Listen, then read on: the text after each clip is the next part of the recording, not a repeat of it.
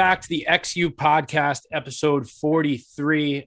Little hiatus over Thanksgiving in the past couple of weeks, but we're back this week, joined by an artist, another guest to the podcast that I'm super stoked to talk to. It is Stan Rokita, who What's goes by up? Kita. Yep, Happy to that's me. have you, How's it man. going? It's Happy to be going here, man. great. Thanks for having me. Yeah, man. It's super exciting to always like just one cool thing about the podcast is being able to just talk to people who also love dance music, love electronic music.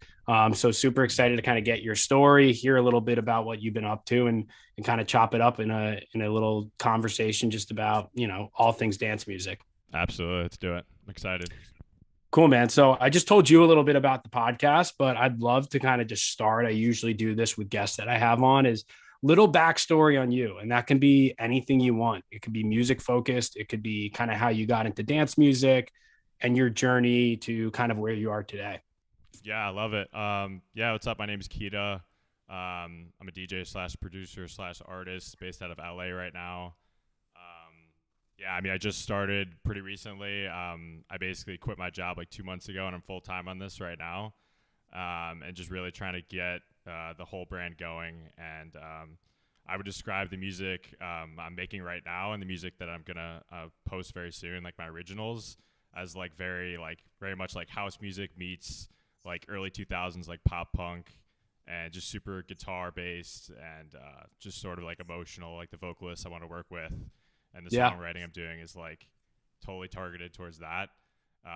So yeah, like I've always loved dance music, and it's been like a dream of mine to work with other artists and to like make my own like DJ, artist and brand and everything. So yeah, super excited about it. Awesome, man. Well, I was looking at your Spotify. I saw that you recently quit your job to take this thing on full force. So congrats on that. It's a Yeah, big appreciate it, man. step. What was that decision that like kind of like talk about that kind of just process and what how long were you kind of saddling the fence of kind of doing both and what kind of made you Yeah, just sure. push through? Yeah. So I started producing. My buddy showed me like Ableton Live. It's just been my DAW of choice since. If anybody that produces, you'll know what I'm talking about. Otherwise, it's how I Yeah. make music. But my buddy showed me that like 4 years ago, our senior year of college. He was like, "Yeah, man, this is like how everybody makes. This is how like Skrillex makes his shit, like all of this." And I was like, "Okay, word, yeah, like I'll check it out." And then like I was just instantly hooked. Like it was like that. Like I remember that semester I had like zero classes. I had like one class. I had to finish up 3 credits, I think. And I was just like, all right, fuck this. I think I checked out of that class basically too. And it was like all the group projects. I was like, peace, like good luck with Yeah. that. And I was like, every day just in my room, like just literally making beats. And I would just like show my like, you know, 13, 14 friends in college, like, yo, I just made this track last night, like made this remix. And I was like so into it. And so I was like, ever since then, I was like, if there's any way I can, make a living off of this or like get into the music scene, like I totally want to do it.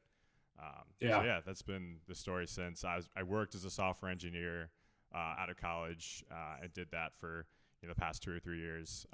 And then I just made the leap recently into going full time into making my own shit and working with other artists. So Awesome, man. So cool. And I think it's super brave, super inspiring when someone like yourself is like, you know what, I'm just gonna dive head first into this and kind of see how it goes. Like a lot of people, I think, kind of just, they don't make the jump and not necessarily that you have to, but I think when you do, you kind of like take the safety net away and you're like, all right, let's just see where this goes. So super awesome. I see in the background that you got some bass guitars, got some yep, yes electric sir. guitars, Got a boom piano. mic. So before Ableton, were you like a music guy to begin Yeah, with, or?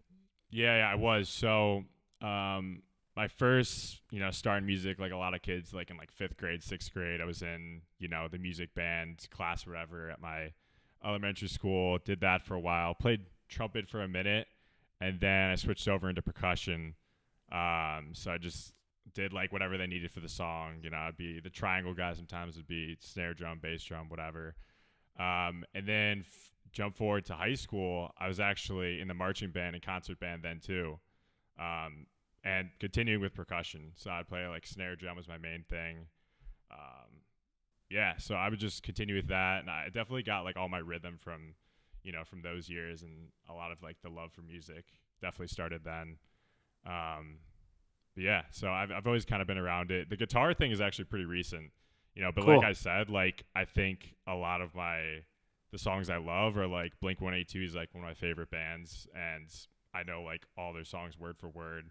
And obviously like every one of those songs starts with the riff, right? Like some crazy Hmm. guitar riff that just gets stuck in your head like instantly.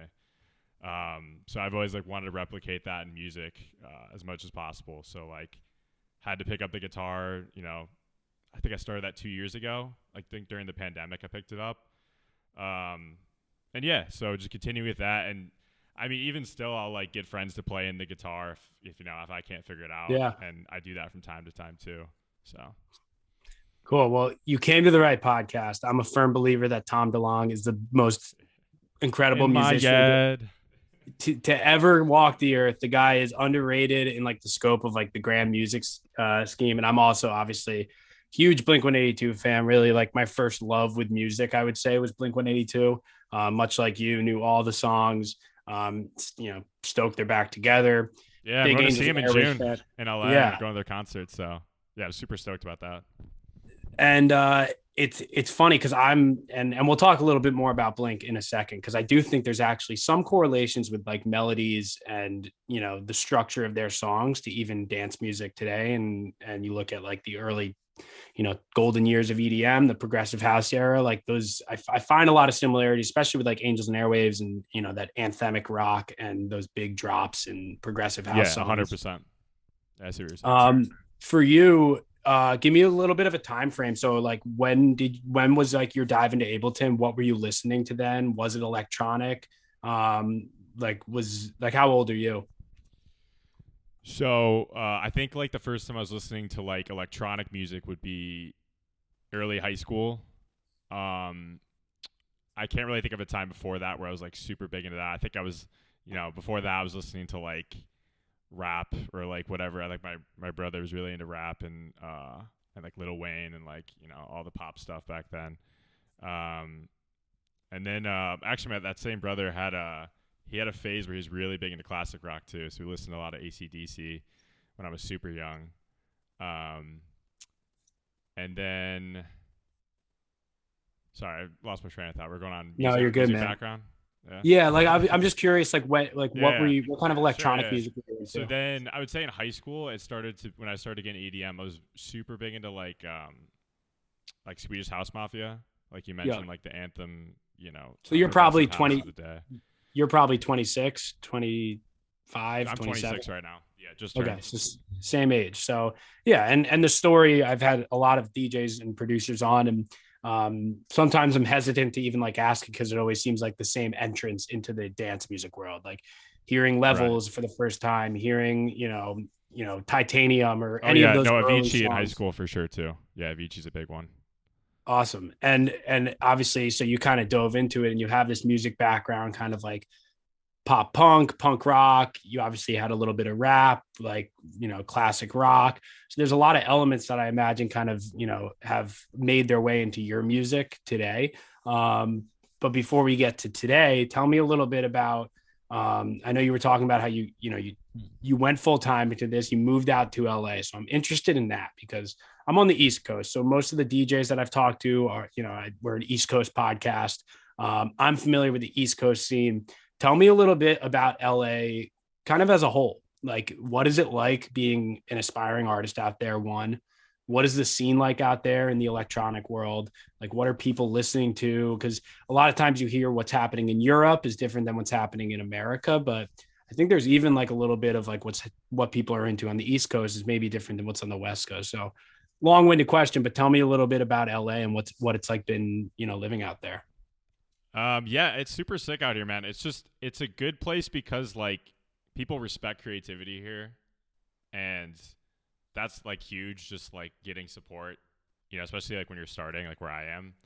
Like the Yeah. support I get from my friends that live around here and any other artist slash or DJ or whatever you want to call them that I meet here, like it's very much like uh something that's encouraged here, right? As opposed to like if you live in the East Coast, like any city, typically it's like okay, you want to get a normal 9 to 5, you want to work in like finance or something, right? I feel like living in New York, or you can definitely be an artist out there too, but it's just like something about, it's kind of in the air here, Yeah. where and you'll definitely like bump up against people that are artists themselves, or like are singers or are songwriters, much more commonly here, Yeah. especially where I'm from, because I'm from the Midwest. I'm from Michigan. Yeah, it's like not really a thing anywhere there, right? It's like you're gonna be like the only one or two people in your town that are trying to start something. So there's definitely a lot more opportunity for like collaboration out here, I'd say, and that's like pretty huge. That's awesome. Yeah, that's super cool. And you mentioned kind of the sounds that you are experimenting with and what you're going to be coming out with. Would you say right now your EDM or electronic music, just like genre of choice, is kind of that like tech house wave that's kind of taking America kind of in that four to the floor like type vibe? Yeah, definitely house music is like the thing I've always clung to. It's always what I come back to. So I think that makes sense for me as an artist to like make my songs based around that. And then potentially some evolution down the road. But right now I'm writing songs that are definitely house music centric. And yeah, I mean I think that like a big part of like making good music is like an understanding of, okay, like yes, like I am an original person, like I'm gonna like make stuff that hopefully sounds like my own style, but like it has to be a natural evolution from like what's popular right now, right? And like Yeah. what I'm hearing on the radio right now, what's on my Spotify right now. And obviously there's a lot of like the new Fisher tracks, like I love all that, and I've always loved like Chris Lake. So yeah, there's definitely a ton of tech house like infusion in the music I write, the music I produce. Um, so yeah, so I guess that would be my answer to that. Yeah, and it's funny how with music and genres and evolution of music, it's day to day, week to week, even month to month. There's not you don't see the change, but then when you take a step back and you look at, you know, decades or years at a time, and you see the change and where it went from and where it goes, even from, you know, 2012 and the music that was popular then, like when the Chainsmokers and Galantis came along, it like just blended in, but it was also changing the direction of like that led into the future bass and the future, future house, or like the Griffin style, Millennium. And so it's interesting how genres, like you said, they come from inspiration, obviously, from like what's popular and what's kind of on that main wavelength, but the change in it, even like what Fred Again's doing, or you look at a bunch of different artists that are kind of just making like new elements of music. It's interesting to see how those genres kind of blend together. Yeah, Fred again shit is crazy. We were just listening like yesterday with my friend I produce with sometimes. We're listening to Rumble on his speakers, and it was like I never even like, cuz I don't have as much sub as he has at his place, and like it was just so in your face. And like you can't even hear that off of like your phone speakers, but like it was just crazy. The shit he's doing like all throughout the frequency spectrum, like in that song. Yeah, and I think when dance music, especially when you hear it on the right type of speakers, and why Oh, I'm it hits such a big, different for sure. Yeah. yeah, or like seeing someone live can totally change your opinion on them, and a certain song can that you completely overlooked. And that's one of my favorite things is when I hear a song that I haven't heard in years, or I never thought much of it. And like that, it goes from being just another song that you've heard to being a song that you can't stop playing. And like you unlock this new ability to hear all the different elements. So tell me a little bit about your like writing process, and kind of just your approach to like making music. Like where does it start? Where does inspiration come from? Like, do I want to get into like your social media and all the awesome things you post, but just songwriting in Yeah. general. Like, tell me about that. Um so I feel like I don't do it the right way, or like any way that I'm definitely no like Charlie Puth, right? Like I don't know, Yeah. I come from like a percussion background, so like I don't know, I didn't even know like the music theory things like when I first started like with Ableton, like when I was in college. I was like literally was training myself by like messing around with the melody and just being like, does this sound like correct, right? Like Yeah. there's a lot of music theory you can actually like hear with your own ears if you just like listen to it, like, oh, that just doesn't sound correct. Yeah.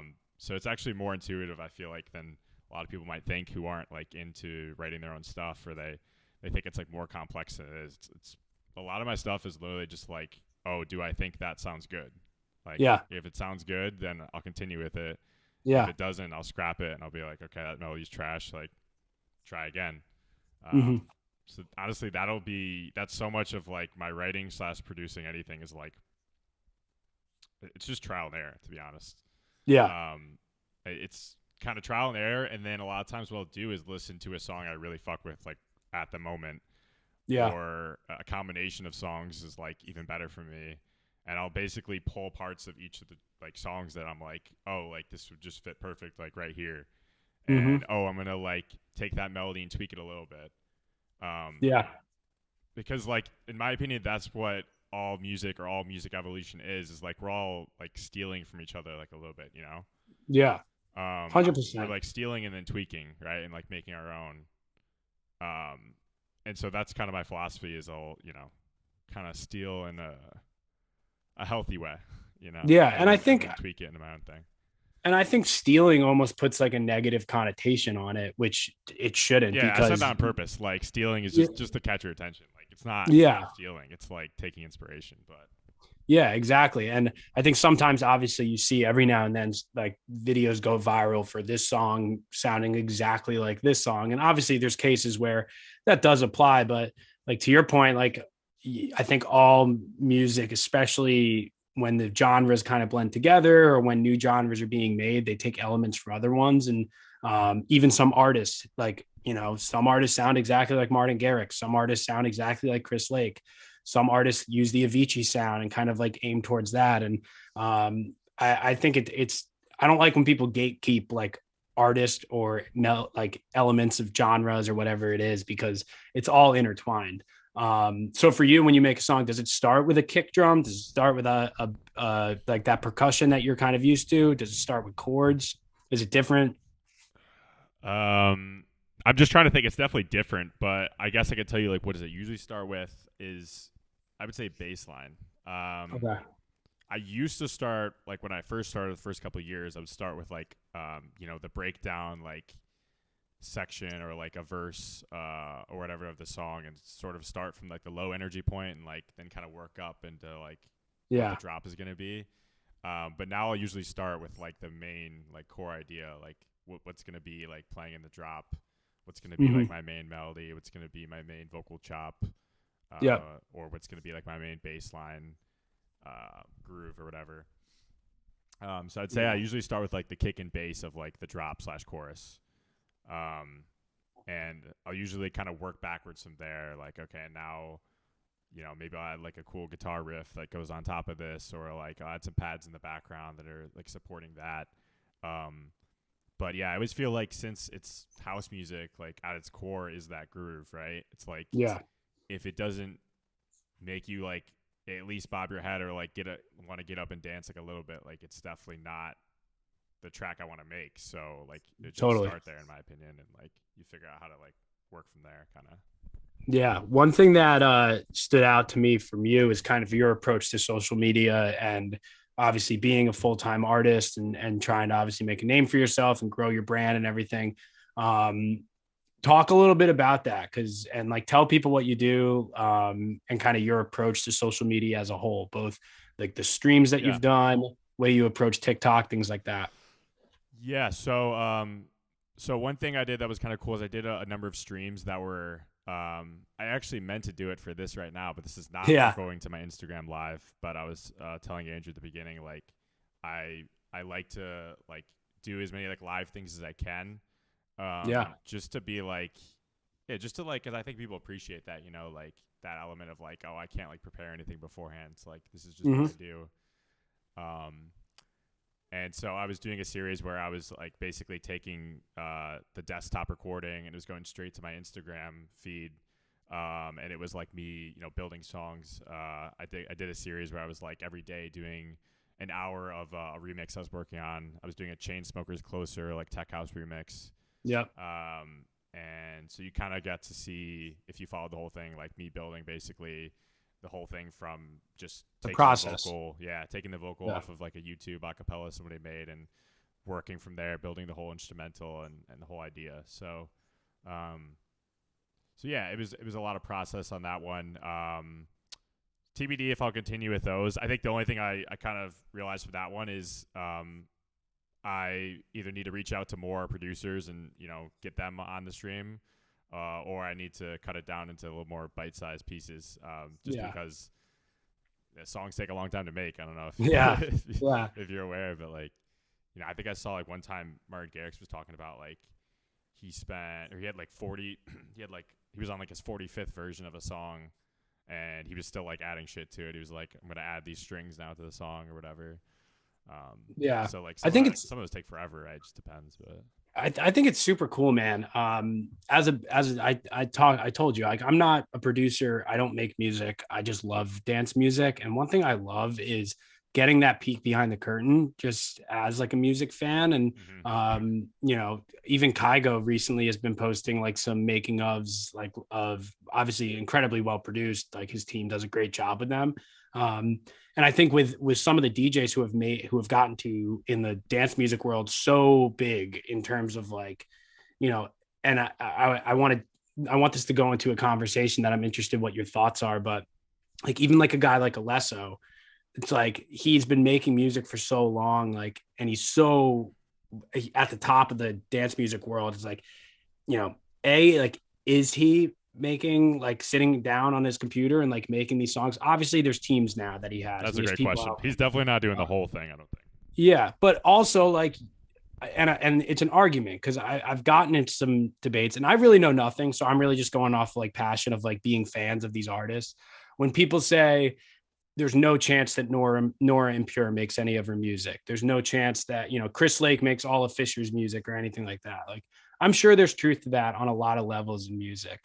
But I also think like when you take a step back, like a guy like maybe Alesso is a bad example, but for some of these big time DJs, I understand there's teams involved, but like they still got to that point because at one point they were behind a computer, like making music in their bedroom. And I'm Yeah. curious what your thoughts are on ghost producing and the knowledge you have of that or whatever it might be. I know it obviously exists, but I'm curious your thoughts.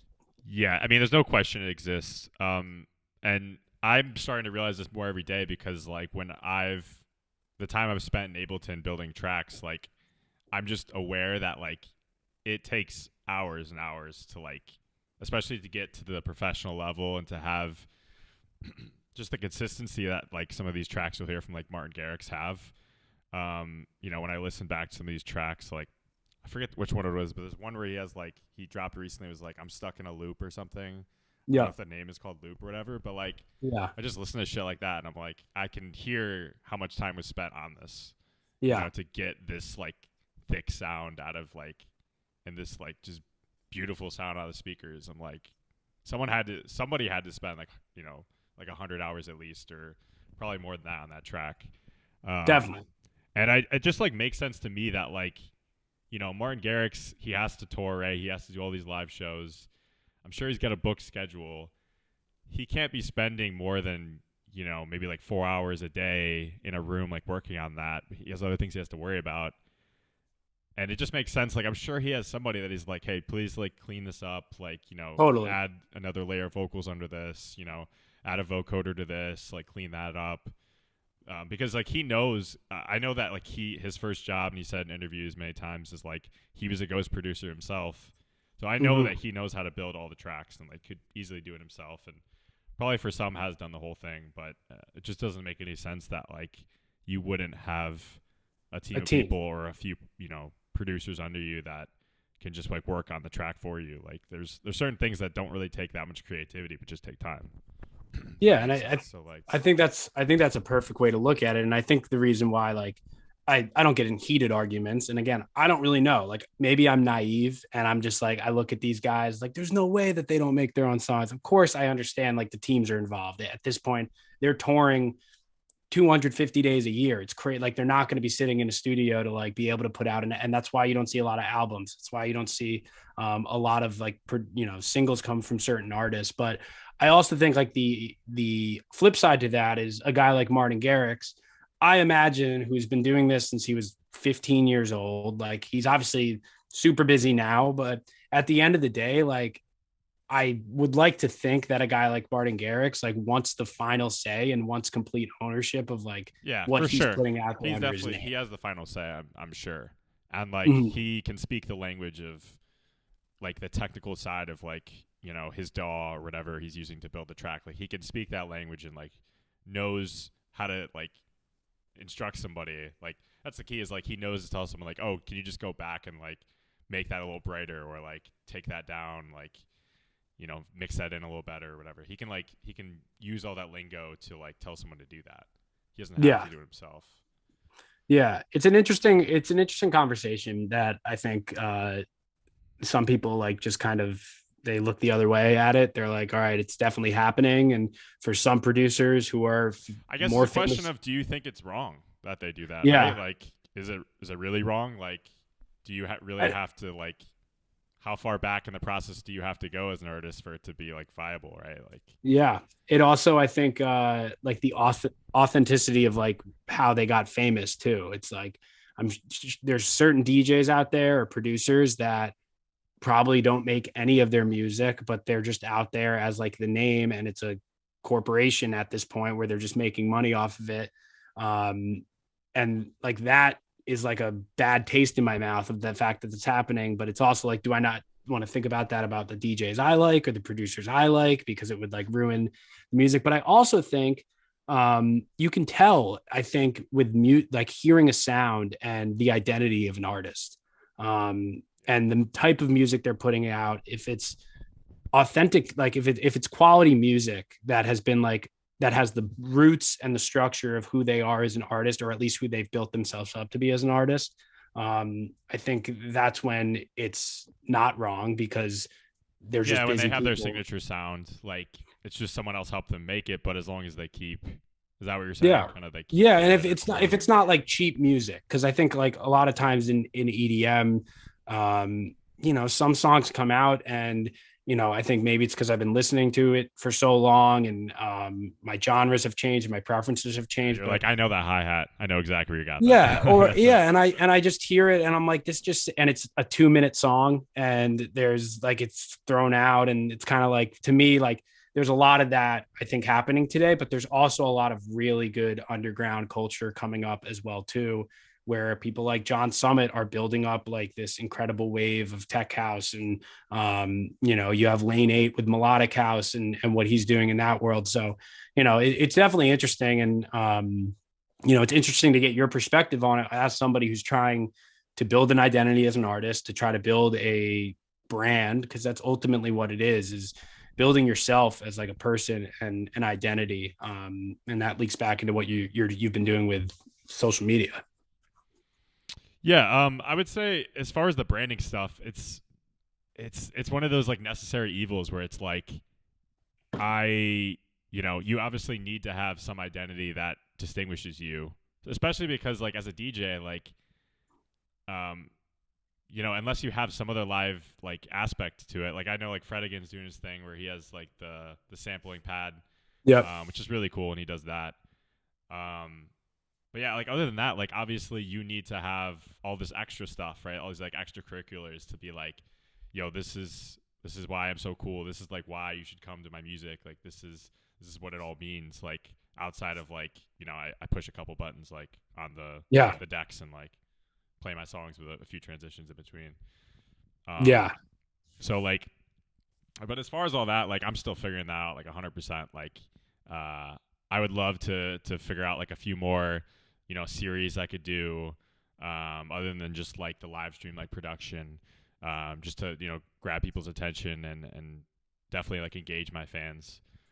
So Yeah. I'm definitely like in the process right now of like coming up with different pieces of content that I can like put out there and showcase my music and really put like a good frame around it. So yeah, it's Yeah. an ongoing process.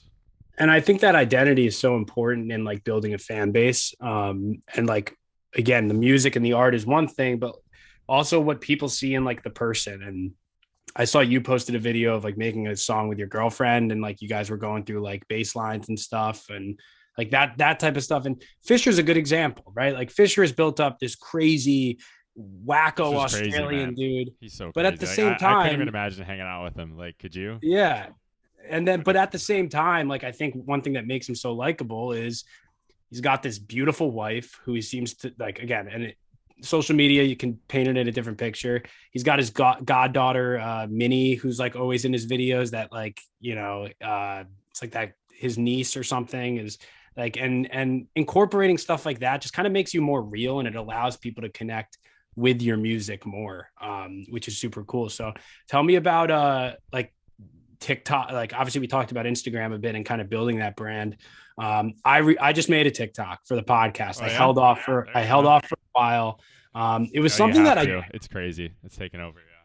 and it's funny now that I have, of course, my mindset towards it has changed. For so long, I was kind of just, I was closed off to doing it because I was like, all right, I'm not trying to just like push out dumb content or be on this app. I hate the app. Like I know everyone says that, but now that I'm on it, I see the power that like it can give someone like yourself or even a podcast like this to kind of just have a platform.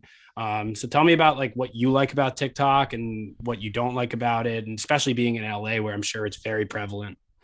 Yeah, I mean TikTok is just like it's like the new cool thing, you know? It's like everybody can't get enough. Everyone just like loves to say it. They just love to say the word TikTok. Like it's in everything. Or like people love to use it as like an adjective, right? Like Yeah. oh, make like a TikTok beat or like make a Yeah. TikTok song. Mm-hmm. Which is kind of funny cuz it's like okay, just make a good song that, you know, is Yeah. catchy and people will like Yeah. dance to. It's like that's what I'm trying to do. Yeah. but Yeah. but no, but like I think like it's obviously I think its power is the organic like reach of it, right? Which is like it's just like there's not many even on the internet. There's not many like streams. It seems like anymore where it's like literally anybody could post something that's cool and or that's funny or whatever. Anything that just like gets you to watch it and gets you to press like that could be distributed to millions of people overnight, right? That could be in their feed tomorrow if you post today, without having any followers. That's the thing. Yeah. You don't. The followers like don't matter on TikTok, Yeah. um, because that's just not really how the system works. Like it'll distribute like videos from. It will give you the videos of people you follow, but it also give you a ton of videos from like random stuff that it Yeah. thinks you might like, or that's testing you to be like, "Yo, should I send this out to other people too? Do people Mm-hmm. fuck with this or like what's the deal?" Yeah.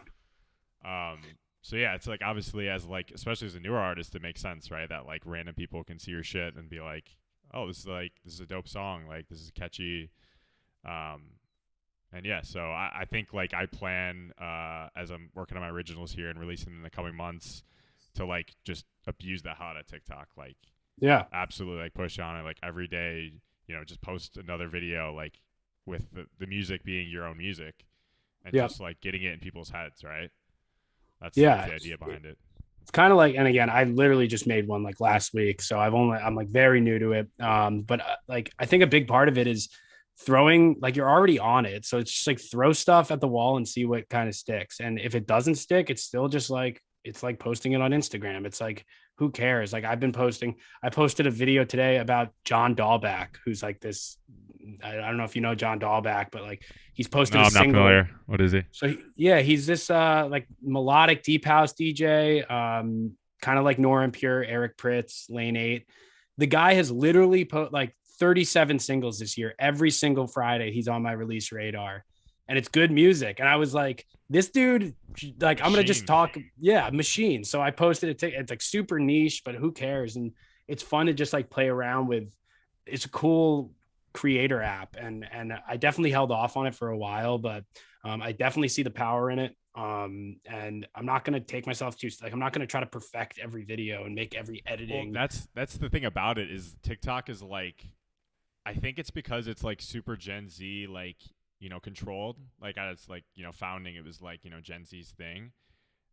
Like the content is like very much like not try hard. Like that's the Mm-hmm. kind of the vibe and that's like what people kind of expect on it and I think what people like is sort of like the balance, right? Of like, you know, you're not trying to like produce out like a fully like YouTube style video for it, you know, but at Yeah. the same time, like, you know, give people some value, but like don't go crazy with it.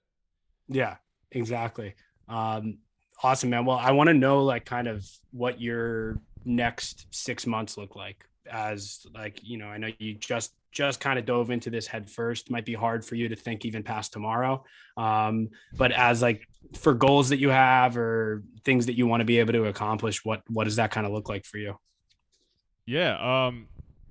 So 6 months. So the next 3 months, I have planned out, and it mainly consists of me working on two or three originals that I'm plan on releasing. I plan on releasing one at the end of February, and then past that, I guess we'll just see sort of what works for releasing schedule for me. And then content wise, in the next 3 months, you're going to see a lot of teasing of those originals for me. Nice. And you're going to see a lot of content me working with singers and songwriters and other artists I collaborate with on those originals. And yeah, it's going to be a mixture of those two, of producing the songs, making content around producing the songs, just getting people excited. Nice, man. Good for you. Again, it's so cool. Like, I respect anyone who kind of just takes something and goes all in with it. And music is one of those things that, at the core, if you believe what you're making, if you've been loving this music for 12 years now, 15 years now, whatever it is, like, it's kind of like with this podcast. Like, I was like, I don't know if other people really like this music, but I know I really like this music, and I know enough about it to talk about it. So kind of just going with what you like believe in, I think, is so key, and just keep kind of attacking it. A couple other questions though before we wrap this up. One is, are you a Spotify or Apple Music guy? I'm a Spotify guy. All Spotify for right. sure. Yeah, So on, I put up on Apple Music first. I got a single out there right now. It's a Cobra Starship remix. You guys should check yeah, I out. saw that. Um, but I actually put that on Apple Music first, which is really funny because there was a delay before Spotify processed it. And then I could finally listen to it myself, but I didn't even have access to it for a minute there. Okay, so tell me a little bit about like your top songs of the year, top artist. Did the Spotify Wrapped come out? Because I actually haven't even checked out mine yet, but I've Oh been my seeing a ton of gosh, TikToks about it. I'm interested what you're Wait, like, let me because see I right want. now. Let me see right now. Hold up, we'll pull it up. Yeah, Let's awesome. see this. Would it be One thing under with your Spotify library? Wrapped is it like it doesn't lie. Like, there's no hiding from like the truth of the music that you were into.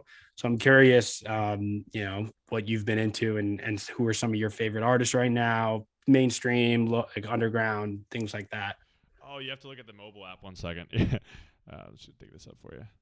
Yeah, no worries. Sorry, what was the question again? So with the Spotify rap question, I'm kind of just curious, like, well, I guess a better starting point would be, in the electronic music world, what is an artist or genre or song that you're really into that would maybe surprise people based off the music you make? And Oh, sure. like, Um, somebody I'm really into. A random. That's a tough one. I'm definitely like go through phases. I'm very into hip hop again. Um, cool. yeah, I'll go back and forth. I just love the, like, I love, like, one of my favorite songs is like Headlines by Drake. Like, Hmm. that shit will just get you so confident, like, instantly. Yeah, Like, it's a just classic. just like the swagger he has in that track is like, that's the one thing hip hop has over house, in my opinion, is like the swagger of it. I think they have it a little better. Yeah. But you can get that in a house track too, depending. But I think it's a different vibe when it comes to hip hop. Um, Like, do you still ever go back to progressive house? Do you still go back to, or like even like, future bass, or are there any genres out there? Are you kind of like, headlights or blinders on, just looking at house, like tech house nah, kind no, of? I'm not like that at all. No, to be honest, like, I've always felt like you make the best music when you have a lot of different influences too. Yeah. Um, like, if I literally just only listen to tech house like all day, every day, like, I would lose my mind. Yeah. Like, I think kind of anybody would. Like, even if you love it. Like, Even a it's concert. Like, repetitive, right? I love a good tech house concert. I love the Oh, genre, but I've been definitely been to some where it's like I went to this one, great artist Don Bresky is like super, yeah. got some super dope tracks. But I remember like thinking, man, he is really not letting up on the kick and hi hat right now. Like, Yeah. it's just playing. Yeah. Um, but yeah, but it's good stuff in the right environment. It's all good. So Who would you say? I guess a question while you're I pulling tried it. to find the rap that couldn't No, find it. no I don't. worries. Yeah, I'm just stupid. Um, a question, a better question would be, and again, I'm putting you on the spot. This is usually when people pull up Spotify, but three artists right now that you stand, that you're just with, that you fuck with, that you Yeah. think are putting out great shit. Okay. Um.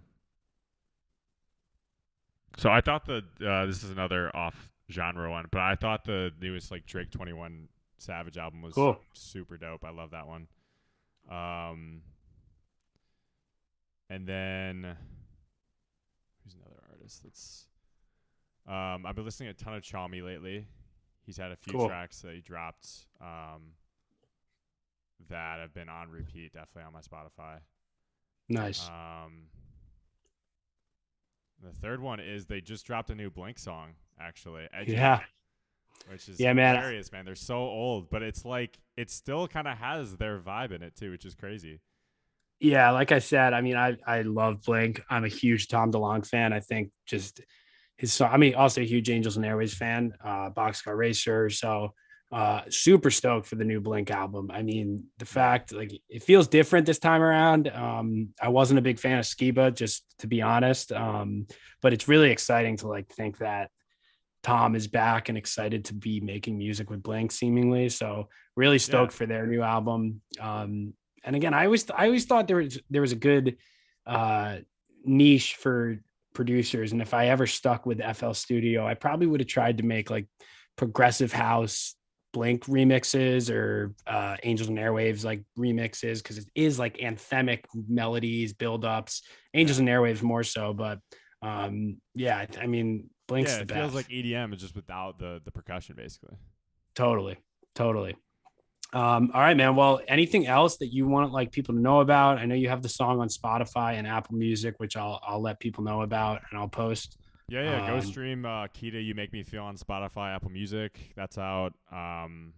Yeah, and make sure you follow me on socials on my Instagram, which he'll link on my Spotify. And yeah, you'll be up to date when I start dropping the originals. And super excited to show everybody my sound. And yeah, I think you'll be hearing about me soon. awesome, man. Well, dude, thanks so much for coming on. Seriously, I'm glad we made Appreciate it. this Thanks for having happen. me. Shout out to Connor Hallway for Yeah, yeah. making the Shout connection. out But Golden Deer Productions. Yeah, yep. yeah, man, for sure. Well, keep killing it. If I'm ever out in LA, I want to see a show. You gotta Yeah, gotta you link got to. up and we'll talk soon, man. Looking forward to watching you rise. Yeah, appreciate it, man. All right, peace. Awesome, man. Peace. Recording stopped. There we go. We're good. Dope. That was Super awesome, well. man. Thanks, man.